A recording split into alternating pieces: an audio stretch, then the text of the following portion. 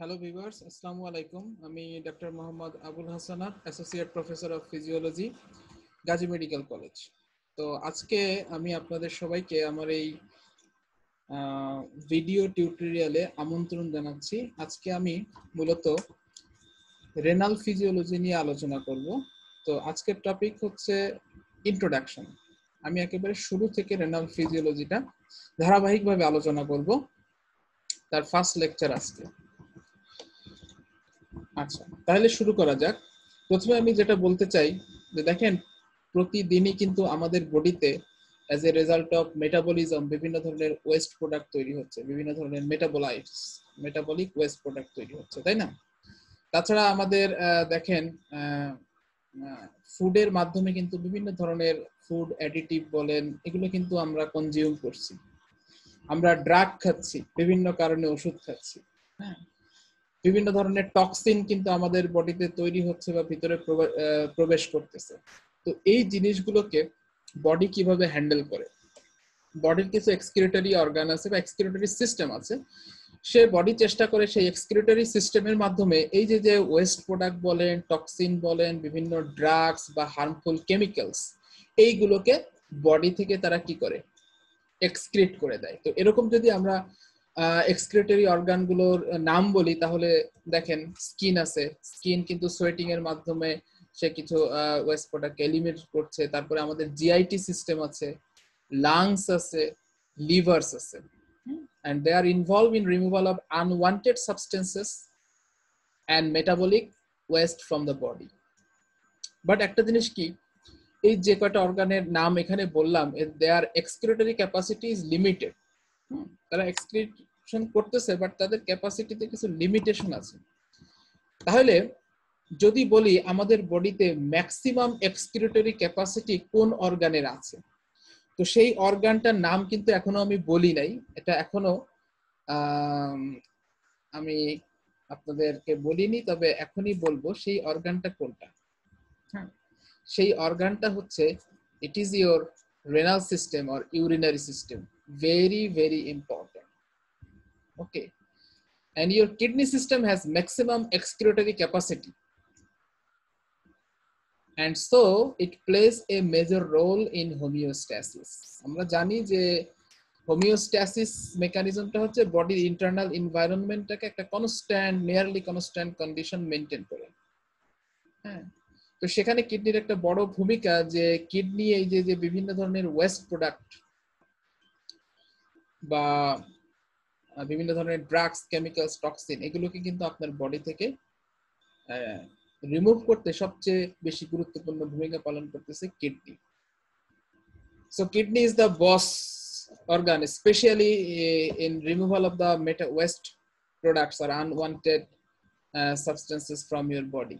So সেই renal system নিয়েই আসলে আমাদের আজকের আলোচনা। তো যেহেতু হোমিওস্ট্যাসিসের কথা আসলো, তো হোমিওস্ট্যাসিসের কথা আসলেই কিন্তু যে কথাটা চলে আসে সেটা হচ্ছে ইন্টারনাল এনভায়রনমেন্ট। ইন্টারনাল এনভায়রনমেন্ট বলতে আমরা কি বুঝি? আমরা এখন সোজা ভাষায় যেটা বলি যে এক্সট্রা সেলুলার ফ্লুইডকে আমাদের বডির ইন্টারনাল এনভায়রনমেন্ট অথবা মেলিও ইন্টেরিয়র বলা হয়, তাই না? যেটা আমরা ফিজিওলজির একেবারে শুরুতে পড়েছিলাম, জেনারেল ফিজিওলজির মধ্যে। এবং আমাদের বডির কিন্তু সব অর্গানই কিন্তু কম বেশি সবাই হোমিওস্ট্যাসিস বা এই ইন্টারনাল এনভায়রনমেন্টটাকে কনস্ট্যান্ট রাখার জন্য বা মেনটেন করার জন্য সব অর্গানই কম বেশি চেষ্টা করতেছে। এবং তাদের দেখেন, এখানে আমি যেটা জিনিসটা বলেছি যে the aim of many homeostatic mechanism is to maintain the volume and composition of the ECF. তাহলে হোমিওস্ট্যাসিস মেনটেন করতে হলে আপনাকে কি করতে হবে? ইসিএফ এর যে এনভায়রনমেন্ট, আর যেহেতু ইসিএফ কে আমরা ইন্টারনাল এনভায়রনমেন্ট বলি, সো সেহেতু যে ইসিএফ এর ভলিউম এবং এর যে কম্পোজিশনটাকে মেনটেন করলেই কিন্তু আপনি ইন্টারনাল এনভায়রনমেন্ট মেনটেন করতে পারছেন, ততপুরি আপনি হোমিওস্ট্যাসিসটা মেনটেন হচ্ছে। ওকে, exactly where kidney plays its role to maintain volume and composition of the body fluids. এই জায়গাটা আমি বলবো সবচেয়ে এগিয়ে আছে কিডনি। এই যদি বলেন যে এক্সট্রাসেলুলার ফ্লুইড, যাকে আমরা ইন্টারনাল এনভায়রনমেন্ট বলতেছি, এই এক্সট্রাসেলুলার ফ্লুইডের ভলিউম এবং কম্পোজিশন মেইনটেনেন্সের জন্য সবচেয়ে বেশি গুরুত্বপূর্ণ ভূমিকা পালন করে থাকে কিডনি। ওকে, তো that is the relationship between the internal environment and the kidney. So kidney ফাংশনে যদি কোনো গন্ডগোল হয়, এই ইসিএফ এর ভলিউম কম্পোজিশনে কিন্তু একটা ডিঅ্যারেঞ্জমেন্ট হবে, তৎপরে আপনার কিন্তু বডির ইন্টারনাল এনভায়রনমেন্টটা কিন্তু ডিস্টার্ব হবে। তো যা হোক, এখন আমরা তাহলে দেখা যাক যে আসলে কিডনির ফাংশন কি কি আছে, what are the important functions of the kidney. তো শুরুতেই আমি যেটা আমার আলোচনা শুনে বুঝতে পারতেছেন, আমি প্রথমেই যে ফাংশনটার নাম বলবো সেটা বলবো হোমিওস্ট্যাটিক ফাংশন। হোমিওস্ট্যাটিক ফাংশন তার মানে কিডনি আমাদের বডির ইন্টারনাল এনভায়রনমেন্টটাকে মেনটেন করতেছে। কিভাবে মেনটেন করতেছে? Through urine formation. এই এক ইউরিন ফরমেশনের মাধ্যমেই সে আমাদের বডির ইন্টারনাল এনভায়রনমেন্টকে মেনটেন করতেছে, তার মানে হোমিওস্ট্যাটিক ফাংশন। এখন দেখা যাক যে ইন্টারনাল এনভায়রনমেন্টটাকে মেনটেন করতেছে বা হোমিওস্ট্যাটিক ফাংশনগুলো কি কি উপায়ে সেই বডি ফ্লুইডের ভলিউম এবং কম্পোজিশন মেনটেন করছে। শুরুতে একটা জিনিস খেয়াল করেন, কিডনির অন্যতম সবচেয়ে প্রধান কাজ হচ্ছে প্লাজমাকে ফিল্টার করা। এই যে ব্লাড, হ্যাঁ, কিডনি দিয়ে যখন ব্লাডটা যাচ্ছে, প্লাজমাটা ফ্লো হচ্ছে, তখন প্লাজমাটা ফিল্টার হচ্ছে। এই প্লাজমা ফিল্টারিং এর মাধ্যমেই কিন্তু আলটিমেটলি কিডনি কি করতেছে, যে এক্সক্রিট আনওয়ান্টেড সাবস্টেন্স অথবা ওয়েস্ট প্রোডাক্টস। আবার একটা ফিল্টারের যদি আপনারা আমি বলি, একটা ফিল্টারের আসলে বেসিক কাজ কি? ফিল্টার হচ্ছে কিছু জিনিস সে ফিল্টারের ভিতর দিয়ে চলে যেতে পারবে, যেটা চলে গেল, আবার কিছু জিনিস আটকে থাকবে। তো কিডনিও যেহেতু একটা ফিল্টারের মতোই কাজ করতেছে, সে কিছু জিনিসকে বডি থেকে এলিমিনেট করে দিবে যেগুলো আনওয়ান্টেড বা ওয়েস্ট প্রোডাক্টস। আবার এট দ্য সেম টাইম কিছু যে সমস্ত সাবস্টেন্স আমাদের বডির জন্য ভ্যালুয়েবল, তাদের কিন্তু সে কিডনি আবার কি করবে, কনজার্ভ করবে বা রিটেইন করবে। সেই জন্যই বলা হয়েছে while returning valuable substances back to the blood. Okay, so this is the very basic functions of the kidney. It filters plasma to excrete unwanted substances or waste products while returning valuable substances back to the blood. দুইটা ফাংশনই কিন্তু খুবই গুরুত্বপূর্ণ। West প্রোডাক্টকে যেমন body থেকে excrete করে দিচ্ছে, আবার আরেকটা জিনিস খেয়াল করতেছে, ইউরিনের সাথে যেন ভ্যালুয়েবল প্রোডাক্ট গুলো চলে না যায়, তাদেরকে আবার ব্লাডে কিন্তু রিটার্ন ব্যাক করাচ্ছে বাই দ্য প্রসেস অফ, আমরা পড়াবো পরে, রিঅ্যাবজর্পশনস। ওকে, আচ্ছা, তাহলে আমরা দেখে নেই এই যে ওয়েস্ট প্রোডাক্টের কথা বললাম যেটা কিডনি দিয়ে এলিমিনেট হচ্ছে, এরকম কিছু ইম্পর্টেন্ট ওয়েস্ট প্রোডাক্ট কি কি আছে, যেটা ভাইবাতে যখনই আমরা বলবো যে excretion of metabolic waste product বা এক্সক্রিশন অফ ওয়েস্ট প্রোডাক্ট, তখনই সাথে সাথে কিন্তু এক্সামিনার জিজ্ঞেস করবে what are the important metabolic West products. তো এরকম যখন এক্সামিনার বলবে, তখন আমাদেরকে যেটা বলতে হবে, ইম্পর্টেন্ট কিছু মেটাবলিক ওয়েস্ট প্রোডাক্টের নাম আমরা বলবো, যেমন urea, uric acid, creatinine, bilirubin, metabolites of different hormones and foreign chemicals. Okay, আচ্ছা, at the same time আমি যেটা বলেছি ওয়েস্ট প্রোডাক্টকে যেমন এলিমিনেট করছে, ঠিক তেমনি বডির যে ভ্যালুয়েবল সাবস্টেন্স গুলো যেন আবার কিডনি দিয়ে চলে না যায়, তাদেরকে আবার কি করতেছে, ফিরিয়ে ব্লাডে নিয়ে যাচ্ছে। যেমন এরকম যদি ভ্যালুয়েবল একটা সাবস্টেন্সের নাম বলি, তাহলে কি গ্লুকোজ। দেখেন গ্লুকোজ কিন্তু আমাদের main metabolic fuel. So kidney দিয়ে যদি ফিল্টার হয়ে গ্লুকোজ গুলো সব, যেহেতু প্লাজমাতে গ্লুকোজ থাকে তাই না, তো কিডনি দিয়ে যদি ফিল্টার হয়ে, গ্লুকোজ তো ওয়াটার সলিউবল, সো প্লাজমার সাথে ফিল্টার হয়ে এটার সাথে ইউরিন দিয়ে সব চলে যায়, তাহলে আমাদের কি হবে, আমাদের তো যে এনার্জি ডিমান্ডের জন্য যে গ্লুকোজ ডেফিসিয়েন্সিতে আমরা ভুগবো তাই না, হাইপোগ্লাইসেমিয়া হয়ে যাবে। তো আমরা চাই না, we don't want to lose glucose through the urine. So kidney কি করবে, গ্লুকোজকে আবার রিঅ্যাবজর্পশনের মাধ্যমে ব্লাডে ফিরিয়ে নিয়ে যাবে। এরকম আরো গ্লুকোজের মতো যেমন ধরেন proteins, amino acids, vitamins, ketone bodies, those are the valuable substances. They will return back to the circulation. Okay, তো যা হোক, এখন যেটা বলি সেটা হচ্ছে, আমরা যখন ইম্পর্টেন্ট ওয়েস্ট প্রোডাক্ট গুলির নাম বলবো, এরপরেই যদি এক্সামিনার কিন্তু আমাদেরকে প্রশ্ন করবে, আচ্ছা এই যে ইউরিয়াটা বললা, ইউরিয়াটার সোর্স কি, হ্যাঁ, এই ওয়েস্ট প্রোডাক্টটা কোথা থেকে আসলো? তো simple answer, it is a metabolic and products of, বলা যায় যে অ্যামাইনো অ্যাসিডস মেটাবলিজম বা প্রোটিন মেটাবলিজমের একটা ওয়েস্ট প্রোডাক্টটা হচ্ছে ইউরিয়া। ওকে, ঠিক তেমনি জিজ্ঞাসা করতে পারি ইউরিক অ্যাসিডটা কোথা থেকে আসলো। এটা হচ্ছে মেইনলি পিউরিন এবং পাইরিমিডিন বেজ, আমরা সবাই জানি, হ্যাঁ, অর্থাৎ নিউক্লিক অ্যাসিডের মেটাবোলাইটস। ওকে, আচ্ছা, ক্রিয়েটিনিন সোর্সটা কি? ক্রিয়েটিনিন এটা আসে একটা মাসেল ক্রিয়েটিন ফসফেট, যেটা আসলে মাসেলের এনার্জির জন্য ইউটিলাইজড হয়, এবং দেখা যাচ্ছে প্রতিদিন 24 ঘন্টায় 2% এই ক্রিয়েটিন ফসফেট এটা আসলে ব্রেকডাউন হয়ে ক্রিয়েটিনিনে কনভার্ট হয়, যেটা কিনা তার কিডনি দিয়ে খুব এফিশিয়েন্টলি এটা এলিমিনেশন হবে। সো সিম্পলি আমরা বলবো ক্রিয়েটিনিনের সোর্সটা হচ্ছে মাসেল ক্রিয়েটিন ফসফেট। এটা একটা এনার্জি কম্পাউন্ড, হ্যাঁ, এনার্জির জন্য ইউটিলাইজড হয়, এবং প্রতিদিন কিন্তু কন্টিনিউয়াসলি এই ক্রিয়েটিন ফসফেট কিন্তু ব্রেকডাউন হচ্ছে এবং আমাদের বডিতে ক্রিয়েটিনিন তৈরি হচ্ছে। সো এই ক্রিয়েটিনিন কিন্তু খুব কিডনি দিয়ে খুব দ্রুত একে কি করতে হবে, এলিমিনেট করতে হবে, আদারওয়াইজ এটা যদি বডিতে ধরেন ইউরিয়া ক্রিয়েটিনিন এগুলো অ্যাকুমুলেশন হয়, that will leads to pathology. এছাড়া দেখেন বিলিরুবিন একটা ইম্পর্টেন্ট। বিলিরুবিনের সোর্স আমরা সবাই জানি, এটা breakdown product of haemoglobin breakdown হয়ে আলটিমেটলি হেমোলাইসিস হয়ে হিমোগ্লোবিন ব্রেকডাউন হয়ে যেটা আমরা জানি যে বিলিরুবিনে কনভার্ট হয়। তো এটাও কিন্তু ইউরিন দিয়ে যাচ্ছে। এছাড়া বিভিন্ন ধরনের আমরা তো হরমোন সিক্রেশন হচ্ছে, সেগুলো মেটাবলিজম হচ্ছে। এই মেটাবোলাইটস অফ হরমোন যেমন ধরেন এপিনেফ্রিন, নরএপিনেফ্রিন, এদের একটা মেটাবোলাইটস হচ্ছে ভিনাইলাইল মেন্ডালিক অ্যাসিড, যেটা কিন্তু এই কিডনি দিয়ে এলিমিনেট হচ্ছে। ওকে, এছাড়া বিভিন্ন ধরনের ফরেন কেমিক্যালস যেমন ধরেন পেস্টিসাইডস, ফুড অ্যাডিটিভস এবং বিভিন্ন ধরনের টক্সিনস, হ্যাঁ, তারপরে ড্রাগস। আমরা তো বাংলাদেশি মানুষ খুব ড্রাগ অহরহ, হ্যাঁ, ইরেশনাল বলা যায় যে আমরা তো আসলে ডাক্তারের পরামর্শ ছাড়া নিজেরাও ওষুধ কিনে খাই আর কি। তো এগুলা কিন্তু যদি আমাদের ভাগ্য ভালো যে আমাদের খুব ভালো বাংলাদেশিদের জন্য সৃষ্টিকর্তা খুব ভালো দুইটা কিডনি দিছে, নয়তো আসলে আমাদের যে অভ্যাস তাতে কিন্তু এই অবস্থা খারাপ হয়ে যাবে। তো যাই হোক, এই কিডনির মাধ্যমে কিন্তু এইগুলো এত ভেজালযুক্ত খাবার খাওয়ার পরেও, এত ওষুধপত্র খাওয়ার পরেও কিন্তু আমাদের কোনো অসুবিধা হচ্ছে না, আমরা মোটামুটি ভালো আছি। তো এই জন্য আমরা কিন্তু আমাদের কিডনির কি করতে হবে, যত্ন নিতে হবে, হ্যাঁ, কারণ আমরা যে সমস্ত খাবার খাই তার মধ্যে ভেজাল আছে, এই সমস্ত টক্সিন অ্যাডিটিভস থাকে। তো যাই হোক, এখন যেটা আমি একটু এই ফাংশনটার সাথে একটা রিলেটেড ক্লিনিক্যাল কন্ডিশন বলবো, যেটা ভবিষ্যতে কাজে লাগবে। যখন কিডনির ফাংশন কম্প্রোমাইজড হবে বা যখন একটা কিডনি ফেইল করে যাবে, তখন কি হবে, এই যে ইম্পর্টেন্ট ওয়েস্ট প্রোডাক্টগুলোর নাম বললাম, বিশেষ করে ইউরিয়া, ক্রিয়েটিনিন, তাহলে এরা এলিমিনেট হবে না। তখন কি হবে, এই ইউরিয়া ক্রিয়েটিনিন ব্লাডে অ্যাকুমুলেট হবে।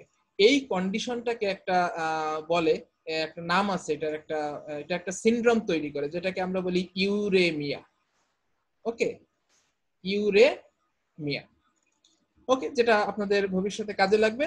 এবং এই ইউরেমিয়া হওয়া মানে which indicates or signals the progression of the renal failure. Okay, তাহলে হোমিওস্টেসিস মেইনটেনেন্সের যেভাবে করে তার এক নাম্বার কথা বললাম যে এইটা বডি থেকে আনওয়ান্টেড বা ওয়েস্ট প্রোডাক্ট রিমুভালের মাধ্যমে ইন্টারনাল এনভায়রনমেন্ট বা ইসিএফ এর এনভায়রনমেন্টটাকে মেইনটেইন করছে। ওকে, আবার ভ্যালুয়েবল সাবস্টেন্সটাকে কনজার্ভ করছে।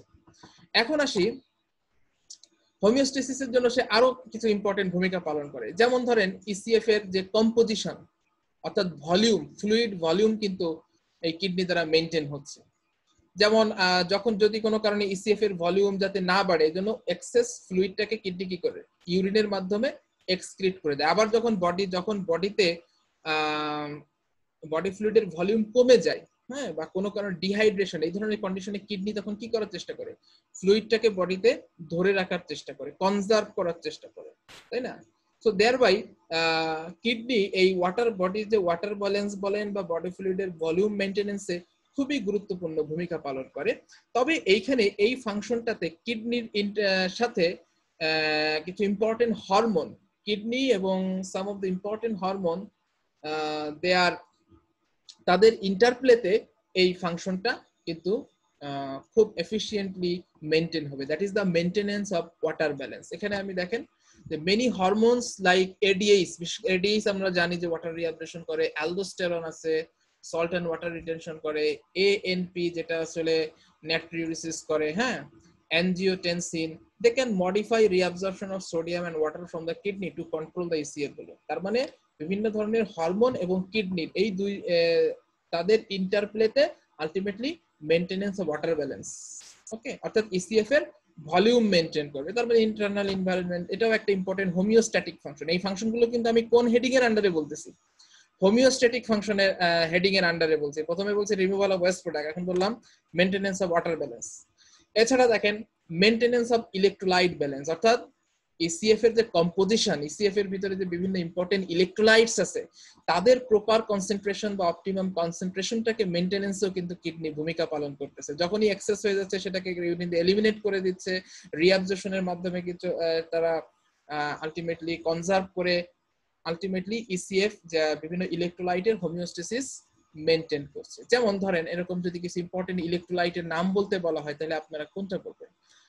আপনাদেরকে বলতে হবে specially sodium chloride, potassium, bicarbonate, calcium, magnesium and phosphate. এদের ভিতরে যাদের কথা ভুলে গেলে চলবে না তারা হচ্ছে, বিশেষ করে পটাশিয়ামের কথা বলা যাবে না, সোডিয়াম ক্লোরাইডের কথা বলা যাবে না। হ্যাঁ, সোডিয়াম ক্লোরাইডের গন্ডগোল হইলেই কিন্তু তখন কি হবে, বিভিন্ন ধরনের ইডিমা হইতে পারে। হ্যাঁ, তারপরে পটাশিয়ামের কারণে কিন্তু আপনার কার্ডিয়াক অ্যারিথমিয়া হতে পারে। পটাশিয়ামের কনসেন্ট্রেশনে যদি গন্ডগোল হয় তাহলে কিন্তু এরা কিন্তু খুবই গুরুত্বপূর্ণ। হ্যাঁ, এবং আপনারা জানেন ক্যালসিয়াম রিলেটেড প্যাথোলজি আপনারা জানেন। So all this electrolyte balance that can be efficiently, their balance can be efficiently maintained by the kidney. So another একটা important homeostatic function আমরা কি বললাম? Maintenance of electrolyte balance. হ্যাঁ, ওকে। এরপর আমরা চলে যাই খুবই গুরুত্বপূর্ণ আরেকটা হোমিওস্ট্যাটিক ফাংশন হচ্ছে ইসিএফ এর যে পিএইচ মেইনটেইন করে, অর্থাৎ বডির যে অ্যাসিড বেস ব্যালেন্স। আমরা জানি যে আমাদের বডি নেট অ্যাসিড প্রোডিউসার, অর্থাৎ প্রতিদিন কিন্তু আমাদের বডিতে মেটাবলিজমের ফলে অ্যাসিড বেস দুইটাই তৈরি হচ্ছে, তবে বেজের চেয়ে অ্যাসিড একটু এক্সট্রা তৈরি হচ্ছে, এই জন্য বলছি নেট অ্যাসিড প্রোডিউসার।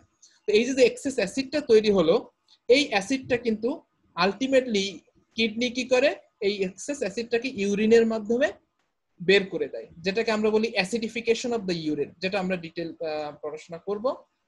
তো এই ইউরিন অ্যাসিডিফিকেশনের মাধ্যমে কিন্তু কিডনি খুব গুরুত্বপূর্ণ একটা ভূমিকা পালন করছে, সেটা হচ্ছে maintenance of acid base balance. সেটাই আমি এখানে বলেছি, kidney removes extra acid from our body by a process called acidification of the urine, thereby helps in acid base balance. Very very important function. হ্যাঁ, এটাও কিন্তু হোমিওস্টেসিসের জন্য খুবই গুরুত্বপূর্ণ। লাস্ট হোমিওস্টেসিসের আন্ডারে আমি আরেকটা ফাংশন বলবো, সেটা হচ্ছে প্লাজমা অসমোলারিটি অথবা অসমোলারিটি। আমরা জানি যে বডি ফ্লুইডের অসমোলারিটি কম বেশি হলে কিন্তু পুরো ফিজিওলজির ফাংশন, বিভিন্ন এনজাইমেটিক ফাংশন উল্টাপাল্টা হয়ে যাবে। এবং বডি ফ্লুইডের যে ভলিউম ডিস্ট্রিবিউশন, এটাতেও কিন্তু ডিঅ্যারেঞ্জমেন্ট দেখা দিতে পারে। এই জন্য কিডনি কিন্তু সবসময় চায় প্লাজমার অসমোলারিটিটাকে মেনটেন করতে। আমরা জানি প্লাজমার osmolarity 280 to 300 milli osmol per litre. তো যখনই অসমোলারিটি কোনো কারণে যদি অসমোলারিটি বেড়ে যায়, তখন কিডনি কি করবে, ওয়াটারকে কনজার্ভ করবে, ইউরিনারি ওয়াটার এক্সক্রিশনটা কমাই দিয়ে ওয়াটারকে কনজার্ভ করে অসমোলারিটিটাকে আবার নরমালাইজ করার চেষ্টা করবে। আবার যদি কোনো কারণে অসমোলারিটি কমে যায়, অর্থাৎ বডিতে যখন এক্সেস ওয়াটার অ্যাকুমুলেশন হয়, তখন কিডনি চেষ্টা করে কি করে, এক্সেস ওয়াটারটাকে বের করে দিয়ে অসমোলারিটিটাকে মেইনটেইন করার চেষ্টা করে। So by controlling the amount of water and solute excretion, it can maintain the plasma osmolarity. Okay, তাহলে কিডনি ফাংশন গন্ডগোল হলে কিন্তু অসমোলারিটিতে কিন্তু গন্ডগোল হয়ে যাবে। সো হোমিওস্টেসিসের আন্ডারে আমি কয়টা ফাংশন বললাম খেয়াল করে দেখেন। একটাকে বলছি হচ্ছে excretion of metabolic West products, 2 নম্বরে আমরা বলছিলাম যে মেইনটেনেন্স অফ ওয়াটার ব্যালেন্স, 3 নম্বরে আমরা বলছি ইলেকট্রোলাইট ব্যালেন্স, 4 নম্বরে অ্যাসিড বেস ব্যালেন্স, 5 নম্বরে আমরা বললাম মেইনটেনেন্স অফ প্লাজমা অসমোলারিটি। তাহলে এইগুলা হচ্ছে হোমিওস্ট্যাটিক ফাংশন, এই হেডিং এ আমরা এভাবে মনে রাখতে সুবিধা হবে।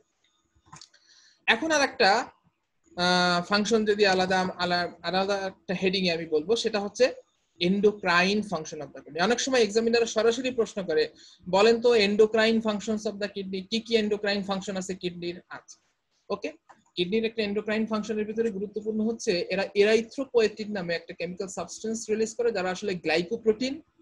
এবং আপনারা সবাই জানেন এরাইথ্রোপোয়েটিন বোন ম্যারোতে গিয়ে এরাইথ্রোপয়েসিসকে স্টিমুলেট করে। ওকে, সো যেহেতু একটা জায়গা থেকে সিক্রেশন হলো এবং এটা ব্লাডের মাধ্যমে একটা ডিস্টেন্ট সাইটে গিয়ে ফাংশন করছে, আচ্ছা এই জন্য এদেরকে বলা হচ্ছে হরমোনের মতো, হরমোন লাইক সাবস্টেন্স বলা হচ্ছে, কারণ হরমোনের মতো কাজ করছে।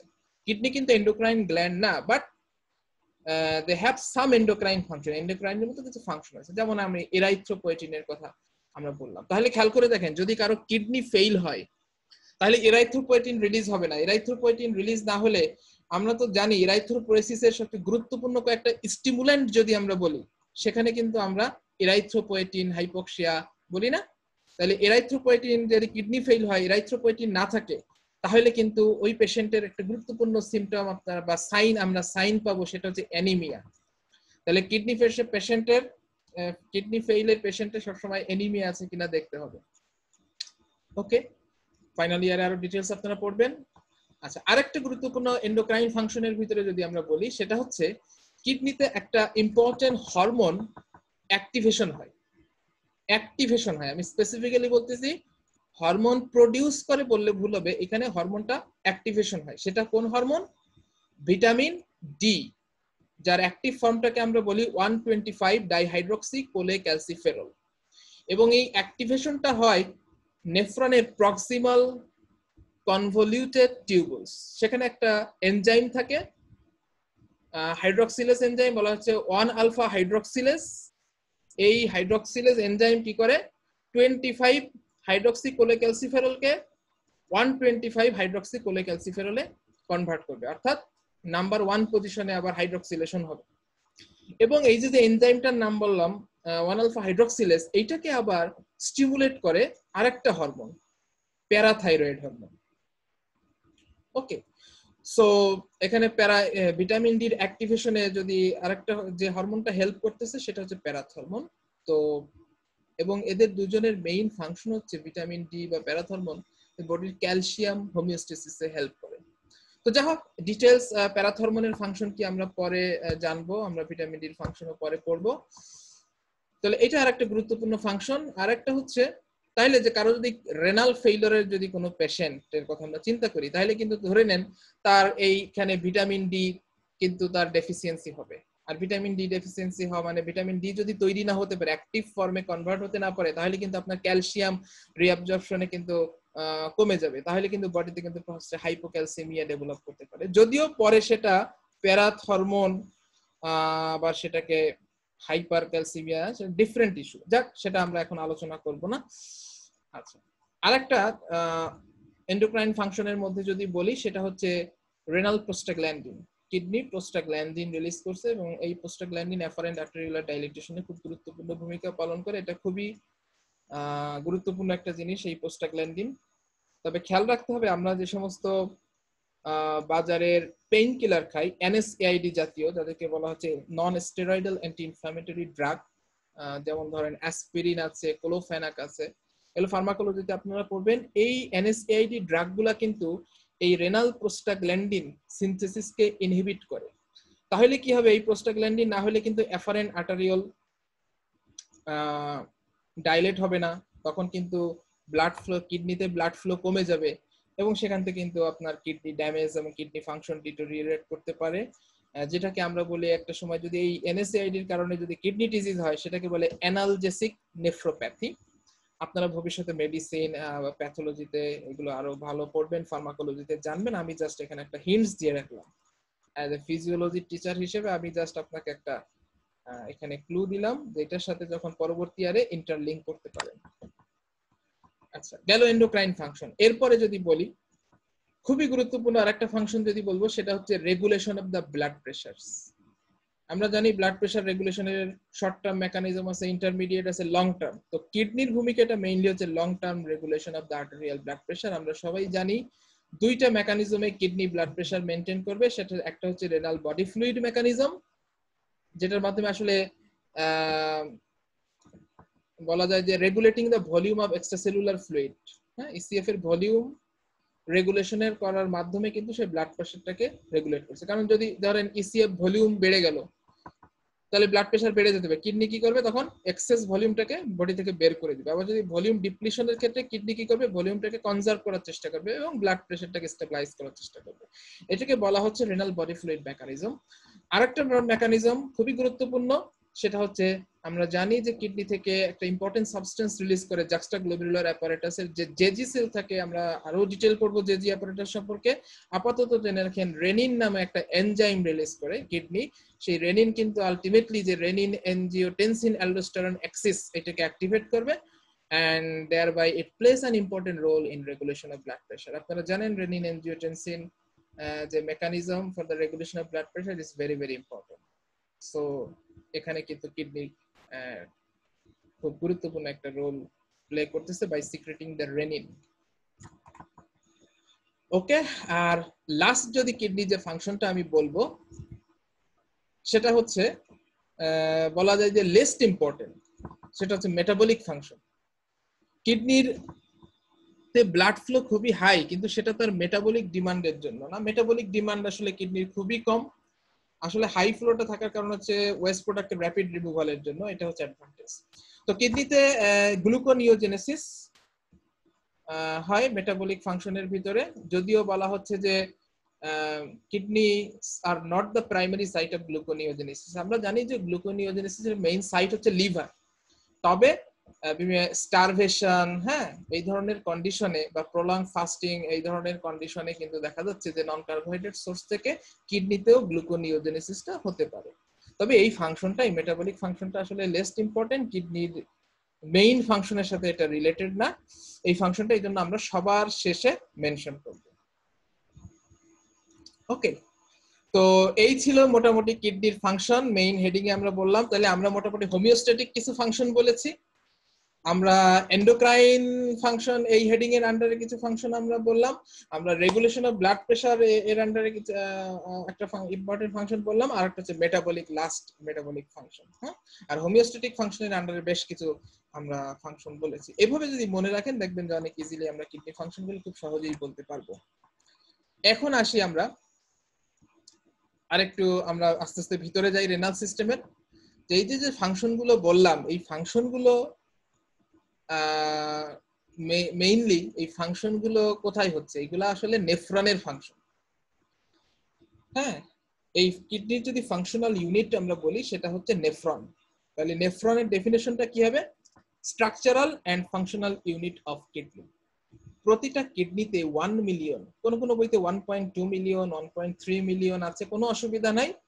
তো এভারেজ আমি মনে রাখার সুবিধার্থে 1 মিলিয়ন যদি ধরি, তাহলে দুই কিডনি মিলে টোটাল 2 মিলিয়ন নেফ্রন আছে অ্যাপ্রক্সিমেটলি। ওকে, আচ্ছা, এখানে আরেকটা গুরুত্বপূর্ণ ইনফরমেশন হচ্ছে এই নেফ্রন গুলা কিন্তু এরা কিন্তু পার্মানেন্ট সেল বা নন ডিভাইডিং সেল। হ্যাঁ, এরা রিজেনারেশন হয় না, একবার ড্যামেজ হলে সেটা পার্মানেন্টলি ড্যামেজ, এটা রিজেনারেশন হবে না। আরেকটা গুরুত্বপূর্ণ ইনফরমেশন হচ্ছে আফটার এজ 40 ইয়ার্স, 40 বছরের পরে এই ফাংশনিং নেফ্রনের সংখ্যা ধীরে ধীরে কমতে থাকে। সেটা কোন হারে দেখেন, প্রতি 10 বছরে 10% করে এই নেফ্রন, ফাংশনিং নেফ্রনের সংখ্যা কমে যেতে থাকে। তাহলে এবার আপনি ধরেন যে আপনার বয়স যখন 80 হবে, 40 বছরের পর থেকে যদি প্রতি 10 বছরে 10%, তাহলে দেখেন 40 to 50% নেফ্রন কিন্তু নষ্ট হয়ে যাচ্ছে। অর্থাৎ তখন আপনার বয়স যখন 80, তখন গিয়ে দেখা যাচ্ছে যে মাত্র 40 থেকে 50% নেফ্রন ফাংশনিং আছে, বাকি সব নন ফাংশনিং হয়ে গেছে। এটা হচ্ছে নর্মাল ফিজিওলজিক্যালি। আর এর সাথে আমাদের অবহেলায়, পানি না খাওয়ার কারণে এবং আমাদের বিভিন্ন বদ অভ্যাসের কারণে আমরা তো আরএন নেফ্রন নষ্ট করে ফেলেছি। ওকে, এবং একটা গুরুত্বপূর্ণ ফাংশন আছে, আমরা যে নেফ্রন এই যে নিজেরা আমাদের বদ অভ্যাস, পানি কম খেয়ে, মিকচুরেশনকে ইনহিবিট করে ভলেন্টারিলি বিভিন্ন সময়ে, হ্যাঁ, আমরা যে নেফ্রন গুলো নষ্ট করছি এখন বুঝতে পারতেছি না। কখন বোঝা যাবে? 40 বছরের পরে যে অটোমেটিক তো এমনিতেই নষ্ট হওয়া শুরু হয়েছে, আর আমি নিজে নষ্ট করছি, তখন 60% নেফ্রন নষ্ট হয়ে যাবে, তখন বডির সিমটম ডেভেলপ করবে। ওকে, তো যাই হোক, আমরা কিডনির যত্ন নিব যেন এই ফাংশনিং নেফ্রনের সংখ্যা যতটা সম্ভব বেশি থাকে, ততই আমাদের জন্য ভালো। এখন আসি নেফ্রনের পার্ট। নেফ্রনের পার্ট আমরা ফিজিওলজিতে সংক্ষেপে এটা পড়াই ফেলবো, এগুলো ডিটেইলস আপনারা অ্যানাটমিতে পড়বেন। আমরা খুব সংক্ষেপে এই ফাংশনাল অ্যানাটমিটা আলোচনা করব। আমরা যদি নেফ্রনটাকে ভাগ করি, সেটাকে আমরা দুইটা ভাবে ভাগ করতে পারবো। একটা হচ্ছে রেনাল কর্পাসেলস, আরেকটা পোরশনকে আমরা বলবো রেনাল টিউবুলস। কি বললাম? দুইটা পার্ট, রেনাল কর্পাসলস এবং রেনাল টিউবুলস। এবং আমি যে প্রথমেই বলছিলাম আজকে কিডনির ফাংশনের প্রথম যে কাজটা করতেছে, যেটা হচ্ছে ফিল্টার করতেছে, প্লাজমাটাকে যে ফিল্টার করতেছে, সেই ফিল্টারের কাজটা কিন্তু হচ্ছে এই পার্টে, এই যে রেনাল কর্পাসলস। এই রেনাল কর্পাসলস কি দিয়ে তৈরি? এটা মেইনলি এখানে আপনারা ছবিটা যদি একটু খেয়াল করেন, এই যে ক্যাপিলারি নেটওয়ার্ক, গ্লোমেরুলার ক্যাপিলারি বলতেছে, that is invested by a Bowman's capsule. হ্যাঁ, তাহলে glomerulus encased by Bowman's capsule, এই পার্টটাকে আমরা বলতেছি রেনাল কর্পাসল, যেখানে প্লাজমা ফিল্টার হচ্ছে। এই জন্য রেনাল কর্পাসলসকে আমরা নেফ্রনের যে ফিল্ট্রেশন ইউনিট বলি, ফিল্ট্রেশন ইউনিট। ওকে, আর বাকি যে অংশটা আছে সেখানে হচ্ছে রেনাল টিউবুলস। এই টিউবুলসে মেইনলি হচ্ছে বিভিন্ন ধরনের রিঅ্যাবজর্পশন এবং সিক্রেশন, এই ঘটনাগুলি ঘটবে। ওকে, তাহলে রেনাল টিউবুলস এর পার্টগুলো যদি একটু খেয়াল করেন, প্রথমেই যে টিউবুলার পার্টের এই যে ফার্স্টে যে পার্টটা আসবে, proximal convoluted tubule, then descending limb of loop of Henle, এই পার্টটা থিন থাকে, then ascending limb of loop of Henle, thick part, then আবার convoluted part, it is known as distal convoluted tubule, then collecting tubules, হ্যাঁ, then collecting duct. Collecting duct আবার কর্টেক্সের ভিতরে যতটুকু পড়বে তাদেরকে বলে cortical portion of the collecting duct বা কর্টিক্যাল কালেক্টিং ডাক্ট, আর মেডুলার ভিতরে যে যদি যে পোর্শনটা পড়বে তাকে বলবে মেডুলারি কালেক্টিং ডাক্ট। ওকে, তো এই পার্টস গুলার যদি স্ট্রাকচারাল যে পিকুলারিটিস গুলো আছে, এগুলো আমরা অন্য আরেকটা লেকচারে পড়বো, রিঅ্যাবজর্পশন এবং সিক্রেশন চ্যাপ্টারে। এখন আজকে এই পার্ট আমি ডেসক্রিপশনে যাব না, আমরা আপাতত জাস্ট একটা গ্রসলি আইডিয়া নিলাম। তো দিস আর দ্য পার্ট। এবং এখানে যে মেইনলি ফিল্ট্রেশন ইউনিটটা, সেটা কোনটা? রেনাল কর্পাসল, যেখানে প্লাজমা ফিল্টার হচ্ছে। এই যে এখানে গ্লোমেরুলার ক্যাপিলারি থেকে প্লাজমাটা ফিল্টার হয়ে বোম্যান্স ক্যাপসুল, যে বোম্যান্স স্পেসে যাচ্ছে। হ্যাঁ, ওকে। এখন নেফ্রনের পার্টস আমরা মোটামুটি আইডিয়া পেলাম। এখন আমরা পড়বো টাইপস অফ দ্য নেফ্রন। নেফ্রনকে আসলে দুইটা ভাগে সাবডিভাইড করা হয়েছে। এক ধরনের নেফ্রনকে আমরা বলতেছি যে কর্টিক্যাল নেফ্রন, আর একটাকে বলতেছি আমরা জাক্সটামেডুলারি নেফ্রন। কর্টিক্যাল নেফ্রনের 85% মানে সবচেয়ে বেশি পরিমাণে থাকে কর্টিক্যাল নেফ্রন, আর রিমেইনিং 15 to 20% লাইক দ্যাট এটা হচ্ছে জাক্সটামেডুলারি নেফ্রন। এখন কথা হচ্ছে কর্টিক্যাল নেফ্রন আমরা কোনগুলাকে বলবো আর কোনগুলাকে আমরা জাক্সটামেডুলারি নেফ্রন বলবো। সো আমি এখানে যদি এই ডায়াগ্রামটা একটু খেয়াল করেন, এই যে রেনাল, আমরা জানি কিডনির আউটার কি থাকে, আউটার লেয়ারটা হচ্ছে কর্টেক্স আর ইনার হচ্ছে মেডুলা। এখানে কর্টেক্স লেয়ারটা থিন আর মেডুলাটা দেখেন এটা থিক। ওকে, তো কর্টেক্স মেডুলা আমরা ভাগ করলাম। এই যে আমি ধরেন একটা লাইন টানলাম, এটার আউটার বাইরের দিকটা কর্টেক্স আর ভিতরের নিচের দিকটা এটা মেডুলা। এখন কর্টেক্সকে আবার দুইটা ভাগে ভাগ করলাম এই লাইনটা দিয়ে, যেটাকে আউটার কর্টেক্স এবং ইনার কর্টেক্সে ভাগ করলাম। আবার মেডুলাকেও আমরা দুইটা পোর্শনে ভাগ করলাম, একটা হচ্ছে আউটার মেডুলা আর ডিপার পার্ট যেটাকে আমরা ইনার মেডুলা বলতে পারি।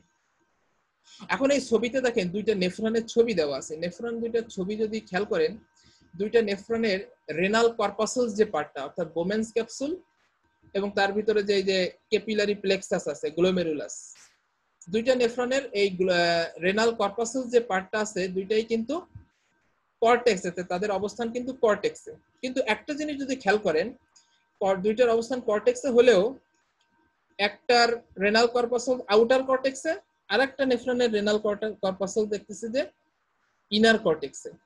Inner cortex near the medulla, দেখেন এই ইনার কর্টেক্সের পরে কিন্তু মেডুলা। তাহলে যেই নেফ্রনটার এই রেনাল কর্পাসলস এর location inner cortex near the medulla, তাদেরকে আমরা বলবো জাক্সটামেডুলারি নেফ্রন। আর যেই নেফ্রনটার এই যে রেনাল কর্পাসল পার্টটা আউটার কর্টেক্সে, এদেরকে আমরা বলবো কর্টিক্যাল নেফ্রন, যেটা অলরেডি বলেছি। তবে এই কর্টিক্যাল নেফ্রনের সংখ্যা বেশি থাকে। তাহলে এটা একটা জিনিস যদি আপনি আইডেন্টিফাই করতেছেন কোনটা জাক্সটামেডুলারি কোনটা কর্টিক্যাল। আরো কিছু ব্যাপার যদি খেয়াল করেন, এই পয়েন্ট আমি অলরেডি বলছি, কর্টিক্যাল নেফ্রনের ক্ষেত্রে glomeruli located in the outer cortex, আর জাক্সটামেডুলারি নেফ্রনের ক্ষেত্রে glomeruli located in the inner cortex just near the medulla, এই জন্য বলা হচ্ছে জাক্সটামেডুলারি।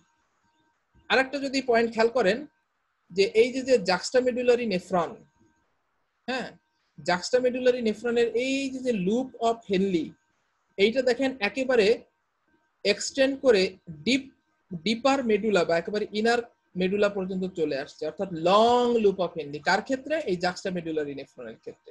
কিন্তু কর্টিক্যাল নেফ্রনের ক্ষেত্রে যদি লুপ অফ হেনরিটা খেয়াল করেন তাহলে দেখেন ইট only extend to the maximum, এটা আউটার মেডুলা পর্যন্ত আসছে এবং এদের লুপ অফ হেনরিটা শর্ট। এজন্য বলা হচ্ছে short loop of Henry that extend maximum into the outer medulla. বোঝা গেল? আচ্ছা, আরেকটা জিনিস যদি আমরা খেয়াল করি, এদের যে ব্লাড সাপ্লাই, এই যেগুলো কর্টিক্যাল নেফ্রন, এদের ব্লাড সাপ্লাই বা টিউবুলের চারপাশে যে ক্যাপিলারি থাকে এদেরকে বলা হচ্ছে পেরিটিউবুলার ক্যাপিলারি, অর্থাৎ এই যে ইফারেন্ট আর্টেরিয়াল এটা আলটিমেটলি এখান থেকে ব্রাঞ্চ আসবে পেরিটিউবুলার ক্যাপিলারি। আর জাক্সটামেডুলারি নেফ্রন থেকে এই ইফারেন্ট আর্টেরিয়াল থেকে এক ধরনের লম্বা একটা বলা যাচ্ছে হেয়ার পিনের মতো লুপ করে এক ধরনের স্পেশাল ক্যাপিলারি তৈরি করবে যাদেরকে বলা হচ্ছে ভাসারেক্টা। ওকে, যে হেয়ার পিন অ্যাপিয়ারেন্সে এটা ইউ শেপ লুপের মতো থাকবে এই টিউবুলসের পাশ দিয়ে, খুব স্ট্রেইট এবং লং, এদেরকে আমরা বলবো ভাসারেক্টা। এরাও কিন্তু ইফারেন্ট আর্টেরিওলের ব্রাঞ্চ। তাহলে আমরা একটা জিনিস বলতে পারবো যে জাক্সটামেডুলারি নেফ্রনের এটি সাপ্লাইড বাই ভাসারেক্টা, আর কর্টিক্যাল নেফ্রনের এটা হচ্ছে পেরিটিউবুলার ক্যাপিলারি। ওকে, আচ্ছা, এখন ফাংশনাল যে ডিফারেন্স, যেটা আমাদের ফিজিওলজির জন্য ইম্পর্টেন্ট, ফাংশনাল ডিফারেন্স বললে আমরা যেটা বলবো, কর্টিক্যাল নেফ্রনের মেইন কাজ হচ্ছে এখানে ফিল্ট্রেশন এর মাধ্যমে ইউরিন ফর্মেশন করতেছে। জাক্সটামেডুলারি নেফ্রনে ফিল্ট্রেশন হচ্ছে ইউরিন ফর্মেশন করছে, তবে এইটার একটা এক্সট্রা ক্যাপাবিলিটি আছে, সেটা হচ্ছে সে এই ফিল্ট্রেটটাকে কনসেন্ট্রেশন করে হাইপার যেটাকে কনসেন্ট্রেটেড ইউরিন তৈরি করতে পারে। ওকে, সো এটা হচ্ছে কনসেন্ট্রেটিং অ্যাবিলিটিটা, এটা হচ্ছে এটার একটা এক্সট্রা বৈশিষ্ট্য, যেটা কিন্তু আসলে কর্টিক্যাল নেফ্রনের কনসেন্ট্রেটিং অ্যাবিলিটি নেই। অনেক সময় স্টুডেন্টরা পরীক্ষার হলে এভাবে যখন বলে যে cortical nephron formation of urine আর জাক্সটামেডুলারি কনসেন্ট্রেশন অফ ইউরিন, তাহলে জিনিসটা আসলে অ্যাকুরেট হয় না, তার মনে হয় যেন দুইটার কাজ ভিন্ন। দুইটা টাইপের নেফ্রনে কিন্তু ইউরিন ফর্মেশন করতে পারে, হ্যাঁ, তবে জাক্সটামেডুলারি নেফ্রন তার একটা এক্সট্রা ক্যাপাসিটি আছে, সে ইউরিন ফর্মেশন করার সাথে সাথে সেই ইউরিনটাকে আবার কনসেন্ট্রেটেড করতে পারে, that is the capability. Okay, so এইখান থেকে কিন্তু আমরা কর্টিক্যাল নেফ্রন এবং জাক্সটামেডুলারি নেফ্রনের যে ডিফারেন্স গুলা কিন্তু আমরা পারবো, ডিফারেন্স করতে পারবো। এখন আসেন মোড অফ ব্লাড সাপ্লাই, কিডনির মোড অফ ব্লাড সাপ্লাই। এইটার মোড অফ ব্লাড সাপ্লাইটা ইউজুয়ালি সাধারণত অন্যান্য অর্গানের ক্ষেত্রে আমরা ফিজিওলজিতে পড়ি না, কিন্তু কিডনির ক্ষেত্রে আমরা মোড অফ ব্লাড সাপ্লাইটা পড়ি। কারণটা কি? পরীক্ষায় আসে এই জন্য? নো, পরীক্ষায় কেন এটা বেশি আসে বা স্যাররা কেন এটা ব্লাড সাপ্লাই সম্পর্কে ফিজিওলজিতে ধরে, এটা তো অ্যানাটমি। কারণ হচ্ছে কিডনির যে ফাংশন, এই যে ফিল্টার হচ্ছে, কিডনির ফাংশনটা কমপ্লিটলি ফাংশনটাকে ডিপেন্ড করবে কিন্তু কিডনির ব্লাড সাপ্লাই এর উপর। খুবই গুরুত্বপূর্ণ, আমরা যখন পরে বুঝতে পারবেন কিডনির ব্লাড সাপ্লাইটাই হচ্ছে সবচেয়ে গুরুত্বপূর্ণ কাজ। এই ব্লাড সাপ্লাই কোনো গন্ডগোল হইলেই মানে হচ্ছে কিডনির পুরো ফাংশনে হজর লেগে যাবে। হ্যাঁ, এই জন্য আমরা কিডনির ব্লাড সাপ্লাইটা একটু এমফাসিস দিয়ে পড়ার চেষ্টা করবো। এই জন্যই আসলে আমি কিডনির ব্লাড সাপ্লাইটা এখন আমি পড়বো। তাহলে আমরা একটু দেখে নিই যে মোড অফ ব্লাড সাপ্লাই। এখানে যদি আপনারা ছবিটা খেয়াল করেন, দেখেন রেনাল আর্টারি, এটা কিন্তু direct branch of abdominal aorta, এই জন্য এখানে কিন্তু ব্লাড ফ্লো খুব, আপনারা জানেন যে renal blood flow is very high. So renal artery প্রথমে এটা ভাগ হলো, দেখেন এটা ডিভিশন হয়ে সেগমেন্টাল আর্টারি হয়ে গেল। সেগমেন্টাল আর্টারি আবার ব্রাঞ্চ হয়ে দেখেন কিডনির যে লোব থাকে, লোব তৈরি হয় মূলত হচ্ছে যে পিরামিড এবং তার যে বেজের যে অ্যাডজেসেন্ট কর্টিক্যাল এরিয়া, এই অংশটা নিয়ে লোব তৈরি হয়। তো দুইটা লোবের মাঝখান দিয়ে দেখেন এই যে ব্রাঞ্চটা আসছে, এটাকে বলা হচ্ছে ইন্টারলোবার আর্টারি। ইন্টারলোবার আর্টারি আবার ব্রাঞ্চিং হয়ে থেকে আর্চ করে এই যে পিরামিডের বেজের উপর দিয়ে আর্চ করছে, এই ব্রাঞ্চটার নাম হচ্ছে আর্কুয়েট আর্টারি। আর্চ করছে যেহেতু আর্কুয়েট আর্টারি থেকে আবার দেখেন এই যে রের মতো কতগুলো ব্রাঞ্চ বের হয়েছে, এগুলোকে বলা হচ্ছে ইন্টারলোবিউলার আর্টারি। এইটাকে একটু বড় করে দেখেন পাশের ছবিতে, ইন্টারলোবিউলার আর্টারি থেকে এই যে ব্রাঞ্চ গুলো বের হয়েছে দেখতেছেন, এইগুলাই আসলে এফারেন্ট আর্টারিওল।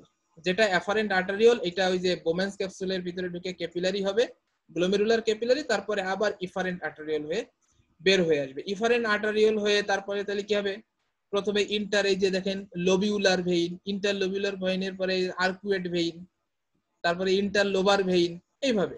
তাহলে এই আমরা যদি মোড অফ সাপ্লাইটা এখানে দেখি, দেখেন renal artery, segmental artery, interlobar artery, arcuate, interlobular.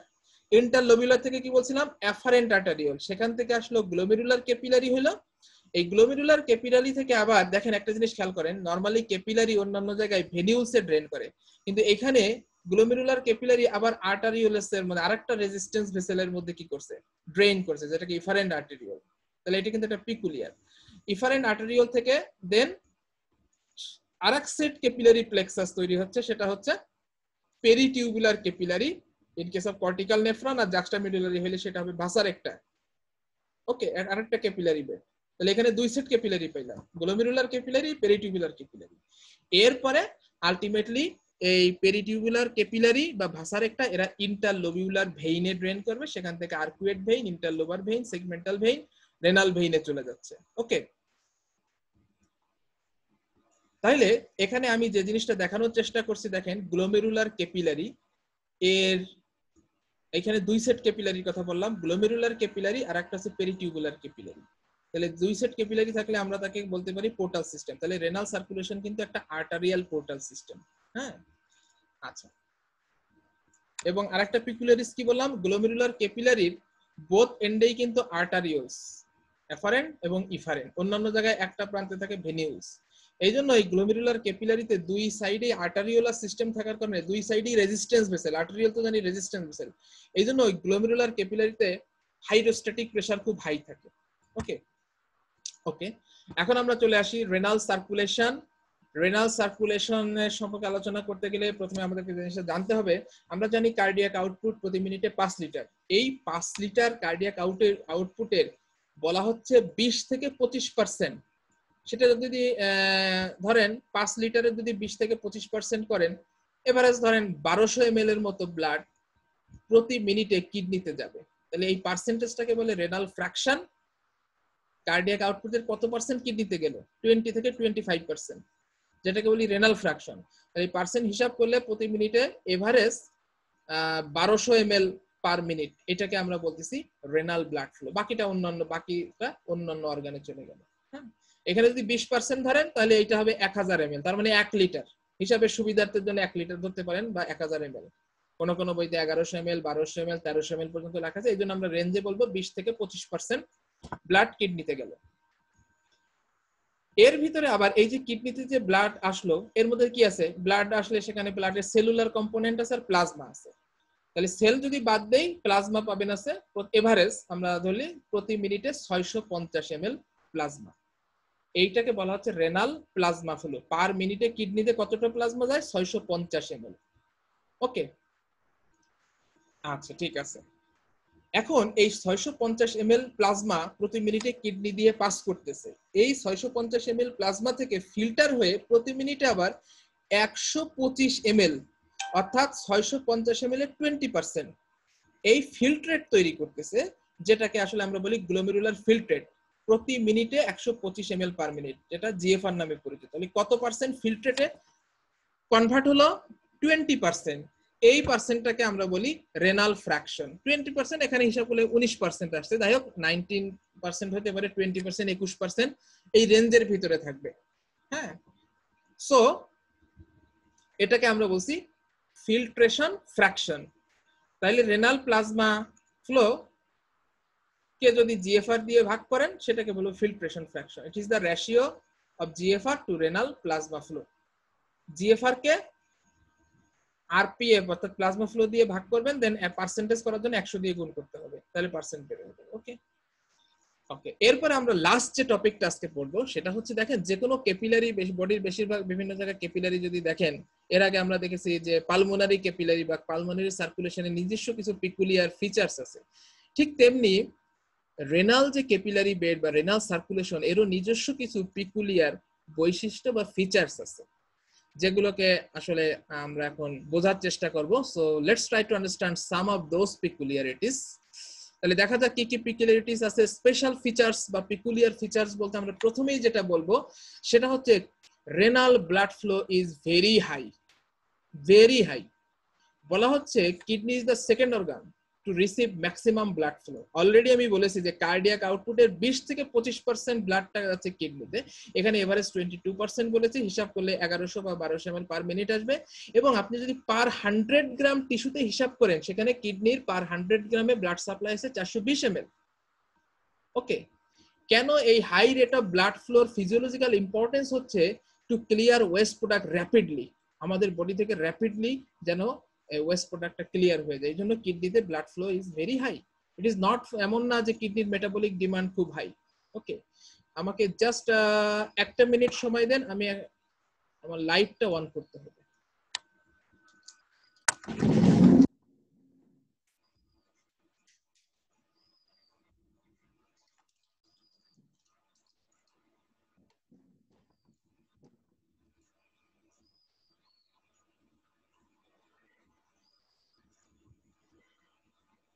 ওকে, আচ্ছা, আর যদি বলা হয় যে সবচেয়ে কোন অর্গানে ব্লাড সাপ্লাই বেশি, সবচেয়ে 1 নম্বর পজিশনে আছে liver, that is 1500 ml per minute, যেটা 27 থেকে 30% কার্ডিয়াক আউটপুটের 27 to 30%। ওকে, নেক্সট পিকুলিয়ার বা স্পেশাল ফিচার যদি বলি, সেটা আপনারা যদি খেয়াল করেন, কিডনির যে কর্টেক্স এবং মেডুলা, সেখানে ব্লাড সাপ্লাইয়ের ভেরিয়েশন আছে। বলা হচ্ছে কর্টেক্স হচ্ছে হাইলি ভাস্কুলার। আপনারা নিশ্চয়ই দেখেছেন, আমি একটু আগে দেখাইছি যে নেফ্রনের যে রেনাল কর্পাসল যে পার্টটা আছে, যেখানে প্লাজমাটা ফিল্টার হচ্ছে, সেই পার্টটা কিন্তু কর্টেক্সে অবস্থিত। ওকে, সো এই জন্য কর্টেক্সের ব্লাড সাপ্লাই যদি দেখেন, ইট ইজ ভেরি হাই, 98%, যেটাকে আপনি যদি পার গ্রাম টিস্যুতে প্রতি মিনিটে হিসাব করেন, সেটা 5 ml আসবে, 5 ml per minute per gram of tissue. এটার ফিজিওলজিক্যাল ইম্পর্টেন্স হচ্ছে to ensure rapid filtration, rapidly যাতে ফিল্ট্রেটটা তৈরি হচ্ছে। আচ্ছা, পক্ষান্তরে যদি আদার হ্যান্ড যদি আপনারা দেখেন, মেডুলাতে blood flow it is less vascular, blood flow খুবই স্লো অ্যান্ড স্লাগিশ, অনলি 2%। আর যদি পার গ্রাম পার মিনিট হিসাব করেন, only 0.5 ml per minute per gram of tissue. এইটার ফিজিওলজিক্যাল ইম্পর্টেন্স হচ্ছে it ensure concentration of the urine, ইউরিনটাকে concentrated ইউরিনে convert করতে এটা কাজে লাগে। এই কিভাবে এই মেকানিজমটা হয় সেটা আমরা ডিটেইলস আমাদের আলাদা আলোচনা আছে কাউন্টার কারেন্ট সিস্টেমে, আমরা পরে পড়বো, আপাতত আমরা জেনে রাখি। সো এই লো ব্লাড ফ্লো, মেডুলাতে লো ব্লাড ফ্লোর ফিজিওলজিক্যাল ইম্পর্টেন্সটা কি? এটা হচ্ছে ইউরিনটাকে কনসেন্ট্রেটেড করার জন্য, বা মেডুলাকে হাইপার অসমোলার মেডুলা তৈরি করার জন্য, আমরা পরে ডিটেইল বলবো। আর কর্টেক্সে হাই ব্লাড ফ্লোর ফিজিওলজিক্যাল ইম্পর্টেন্স হচ্ছে to ensure rapid filtration. So এই যে unequal distribution of blood in cortex and medulla, that is another peculiar characteristics of the kidney. আচ্ছা, এরপরে আরেকটা স্পেশাল ফিচারস বা পিকুলিয়ার ফিচার যদি আমরা বলি, অলরেডি আমরা জেনে গেছি যে কিডনির তে 2 সেট ক্যাপিলারি আছে, যেটা একটাকে আমরা বলছি গ্লোমেরুলার ক্যাপিলারি, আরেকটা সেট ক্যাপিলারিকে আমরা বলছি পেরিটিউবুলার ক্যাপিলারি, ভাসার একটা যেটা ইফারেন্ট আর্টেরিওল থেকে তৈরি হচ্ছে। সো 2 সেট ক্যাপিলারি থাকলে আমরা কি বলবো, যে হার্টের ড্রেইনিং এর আগে যদি 2 সেট ক্যাপিলারি থাকে, তাহলে তাকে আমরা পোর্টাল সিস্টেম বলি। তাহলে এটাও কিন্তু একটা পোর্টাল সিস্টেম, এবং definitely it is a arterial portal system. তাহলে কিডনির পোর্টাল সিস্টেম কি? Arterial portal system. ওকে, আচ্ছা, এখন গ্লোমেরুলার ক্যাপিলারির আবার কিছু স্পেশাল ফিচারস আছে। আমি আপনারা নিশ্চয়ই দেখেছেন যে গ্লোমেরুলার ক্যাপিলারি, যেখানে অন্যান্য ক্যাপিলারি গুলো ড্রেইন করে ভেনিউলসে, সেখানে গ্লোমেরুলার ক্যাপিলারি ড্রেইন করছে আরেকটা রেজিস্ট্যান্স ভেসেল, ইফারেন্ট আর্টেরিওল। আর্টেরিওল কিন্তু রেজিস্ট্যান্স ভেসেল। ওকে, এই কারণে এই রেজিস্ট্যান্স ভেসেলে ড্রেইন করার কারণে এই গ্লোমেরুলার ক্যাপিলারিতে হাইড্রোস্ট্যাটিক প্রেসারটা খুব হাই থাকে। হ্যাঁ, 60 মিলিমিটার অফ মার্কারি, এটা পরে আরো ডিটেইল করবে। তো এই হাই প্রেসারের আসলে এই শুধুমাত্র একটা কারণ না, একটা কারণ হচ্ছে এটা এই গ্লোমেরুলার ক্যাপিলারি দুইটা এন্ডেই রেজিস্ট্যান্স ভেসেল থাকে। এফারেন্ট আর্টারিওল এক পাশে আছে, আর এক পাশে ইফারেন্ট আর্টারিওল, এবং ইফারেন্ট আর্টারিওলের ক্যালিবার এফারেন্ট আর্টারিওলের ক্যালিবারের চেয়ে কম থাকে বা একটু কনস্ট্রিক্টেড থাকে। এই কারণে এই গ্লোমেরুলার ক্যাপিলারি বেডে ব্লাডটা অ্যাকুমুলেশন হয়, অর্থাৎ যে রেটে ইনকামিং ব্লাড আসে সেই রেটে আউটগোয়িং হয় না, যেই রেটে ইনকামিং আসে সেই রেটে আউটগোয়িং হয় না, কারণ ইফারেন্ট আর্টারিওলটা কি? কনস্ট্রিক্টেড, এটা রেজিস্ট্যান্স বেশি, যে কারণে এই ক্যাপিলারি বেডে কিন্তু ব্লাডটা অ্যাকুমুলেশন হচ্ছে এবং তার হাইড্রোস্ট্যাটিক প্রেসার বেড়ে যাচ্ছে। এটার সুবিধা হচ্ছে হাই হাইড্রোস্ট্যাটিক প্রেসারের কারণে এখানে যে হাই ফিল্ট্রেশন রেটটা মেইনটেইন হচ্ছে, যে ফিল্ট্রেশন হচ্ছে।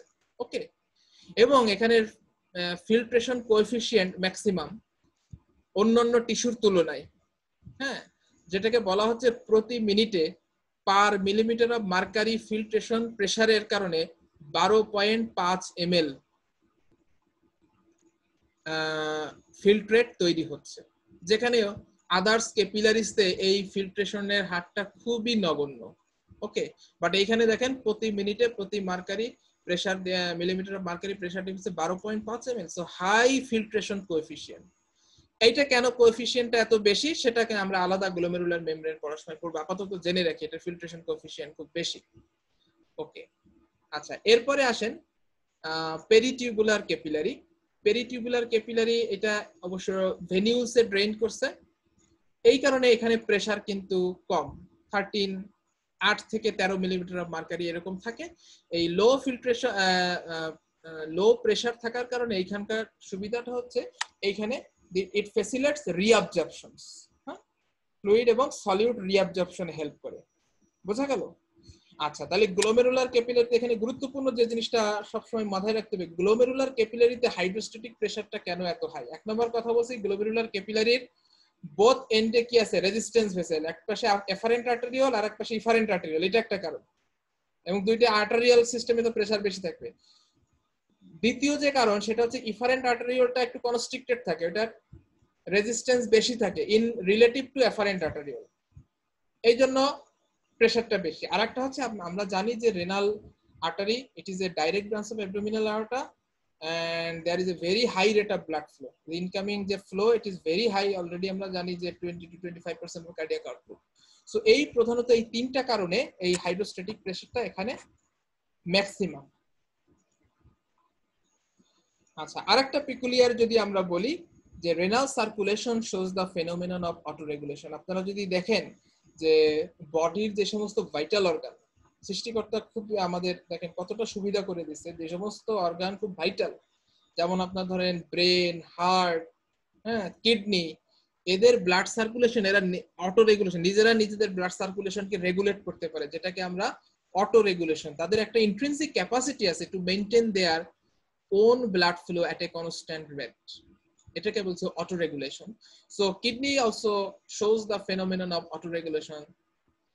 সো এই অটো রেগুলেশনটা কিন্তু আমরা পরে আরেকটা লেকচারে কিভাবে অটো রেগুলেশন হয় সেটা আমরা পড়বো, but it is one of the important peculiar characteristics of renal circulations.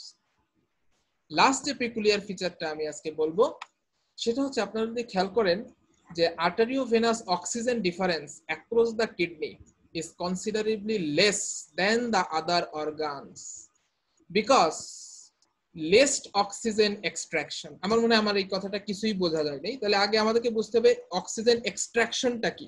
খেয়াল করেন নিচের এই আমি ডায়াগ্রামটা খেয়াল করেন, দেখেন আর্টেরিয়াল ব্লাড যেটা ধরেন কিডনিতে আসতেছে, সেইখানে অক্সিজেন কন্টেন্ট পার 100 ml ধরেন 20 ml অক্সিজেন আছে।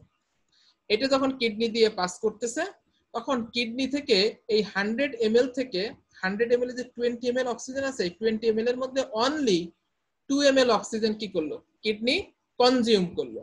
তাহলে ভেনাস সাইডে এসে দেখেন পার 100 ml এ 18 ml অক্সিজেন আছে বা 18 ml অক্সিজেন আছে।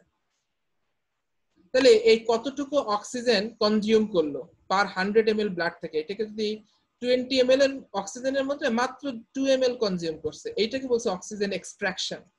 তাহলে এটাকে যদি পার্সেন্টেজ করেন তাহলে দেখবেন যে 10% বা 10 টু ম্যাক্সিমাম 10 to 12%। তাহলে কিডনির অক্সিজেন এক্সট্রাকশন কত আমরা হিসাব করে দেখলাম 10 to 12%। এই জন্য আর্টারিয়াল সাইডে অক্সিজেনের কন্টেন্ট এবং ভেনাস সাইডের অক্সিজেন কন্টেন্ট এর মধ্যে ডিফারেন্সটা খুবই কম। দেখেন এই পাশে 20, এই পাশে 18, কারণ আছে কিডনি লেস অক্সিজেন এক্সট্রাক্ট করছে। এটা কেন পিকুলিয়ার বললাম, আপনি যদি একটু অন্য অর্গানের ক্ষেত্রে দেখেন, আপনি যদি নরমাল ইউজুয়াল যে আদার ক্যাপিলারিস, নরমাল টিস্যুতে আর্টারিয়াল এন্ডে 20 ml অক্সিজেন থাকে, ভেনাস এন্ডে 15 ml অক্সিজেন থাকে পার 100 ml ব্লাডে। তার মানে দেখা যাচ্ছে টিস্যুতে 5 ml অক্সিজেন 100 ml ব্লাড থেকে 5 ml অক্সিজেন কনজিউম করছে। তাহলে এখানে পার্সেন্টেজ করে দেখবেন এর এক্সট্রাকশনটা হচ্ছে 25%। তাহলে দেখেন এখানে কিডনির মাত্র 10 to 12%, আর যেখানে ইউজুয়াল নরমাল টিস্যুতে এক্সট্রাকশনটা 25% বেশি, তার মানে কিডনি অক্সিজেন এক্সট্রাকশনটা কম। আমরা যদি হার্টের ক্ষেত্রে দেখি সেখানে আমরা দেখব হাইয়েস্ট অক্সিজেন এক্সট্রাকশন 75%, অর্থাৎ প্রতি 100 ml ব্লাড থেকে সে 15 ml অক্সিজেনকে কনজিউম করতেছে, যেখানে কিডনি মাত্র দেখেন 2 ml অক্সিজেন কনজিউম করছে। তাহলে কত ডিফারেন্স? তাহলে কিডনির অক্সিজেন এক্সট্রাকশনটা কম, যদিও কিডনিতে ব্লাড ফ্লো কিন্তু আমরা কি বলছি ভেরি হাই। ব্লাড ফ্লো এত হাই হওয়া সত্ত্বেও কিডনির অক্সিজেন এক্সট্রাকশন খুবই কম। তাহলে এইটার এই ইনফরমেশনটার ফিজিওলজিক্যাল সিগনিফিকেন্স হচ্ছে দেখেন, in spite of adequate oxygen supply to the kidney, oxygen supply কিন্তু adequate আছে, but the oxygenation of the renal tissue is not as high as expected. আমরা যে expected value সেটা কিন্তু না, এখানে less oxygen consume করছে। এই জন্য দেখা যাচ্ছে যে in case of শকের ক্ষেত্রে kidney is more susceptible to hypoxic damage in case of shock, কারণ শকের ক্ষেত্রে তো কিডনিতে ব্লাড সাপ্লাই কমে যাবে, হাই ব্লাড ফ্লো থাকার পরেও কিডনি অক্সিজেন কম টানছে, তাহলে ব্লাড ফ্লো যদি কমে যায় তাহলে কিন্তু এখানে একটা হাইপোক্সিয়া হওয়ার চান্সটা অনেক বেশি বেড়ে যাবে এবং কিডনি কিন্তু হাইপোক্সিক ড্যামেজ হওয়ার চান্সটা অনেক বেশি থাকবে।